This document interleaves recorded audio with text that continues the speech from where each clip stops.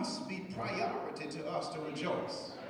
It has to be a priority because he commands it. It has to be priority. It can't be when you want to do it. It can't be when it's working for you. It can't be when things are waiting on you. It can't be just when you feel like praising God. Notice what he says. He says this command. Now in the Greek they have what's known as the subjunctive mood and the imperative mood. The subjunctive mood is the mood of possibility, of probability. It would suggest if I feel like doing it, I can do it. It's possible that I could, but I might not feel like doing it. Well, Paul says this. You don't have that option when it comes to rejoicing. And as believers, we don't have an option when it comes to rejoicing. Our only option is to rejoice. So it has to be a priority. And then he says, not only must it be a priority, it must be perpetual. Rejoice, brother, just means that it must be continual.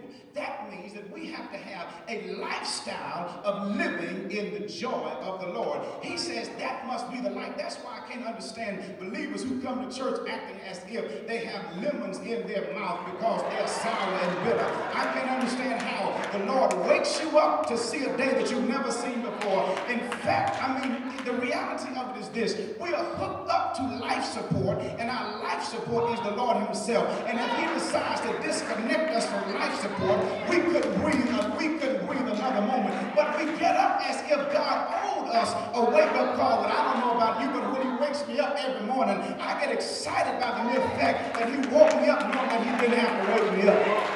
Come a little closer. I wish I had some folk in this room who understood that God didn't have to wake you up this morning, but he chose to wake you up this morning. And the audacity of us to not get up and say, Lord, thank you. And then the audacity of us to walk around through the day murmuring and complaining when guess what? You could not have gotten up this morning, but the Lord decided to wake you up. So he says, therefore, you've got to rejoice.